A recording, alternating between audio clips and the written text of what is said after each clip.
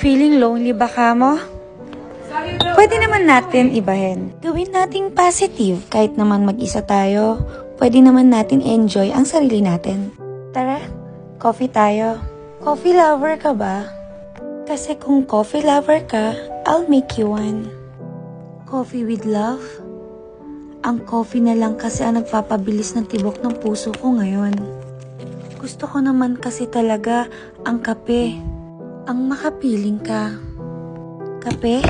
Parang tayo dati. Sa umpisa mainit, sa simula matamis. Pero habang buhay tumatagal, lumalamig at pumapait. Ang relasyon parang kapiyan. Lumalamig pag napabayaan. Pinabayaan mo, lumamig tuloy. Kahit anong pait mo na, hinahanap-hanap pa rin kita.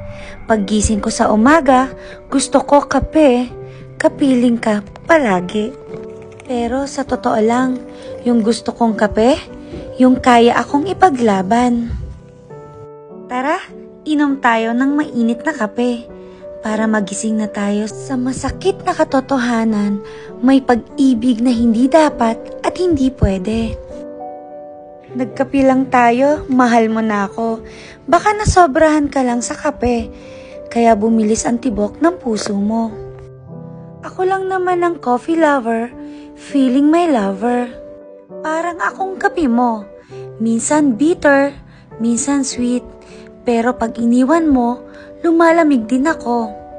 Gusto ko lang malaman mo na kahit minsan di mo makuha ang timpla ko, masaya akong dumating ka sa buhay ko.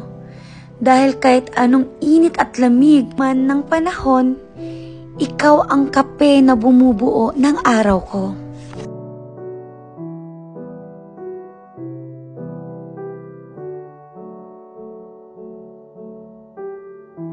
Minsan may dumarating, minsan may nawawala din. Pero kahit ganun pa man, may mas worth it pa na ibibigay para sa atin.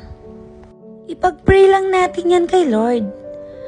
Alam naman natin minsan, pagsubok lang na ito na dapat natin lagpasan. May mga bagay na dapat nating maranasan, dun kasi tayo magiging strong. Magkakaroon ng realization. Kaya stay strong and be positive. Enjoy life and choose happiness. Love yourself and tiwala lang. Basta wag kang bibitaw. Basta pag nalulungkot ka, pray ka lang. At kung may nasasabi ang ibang tao sa'yo, nako, don't mind them. Basta enjoy mo lang ang sarili mo. Tulad ako ngayon. Basta ine-enjoy ko lang ang bawat oras at minuto habang nabubuhay ako. Pahalagahan mo yung mga taong alam mong nandiyan para sa'yo.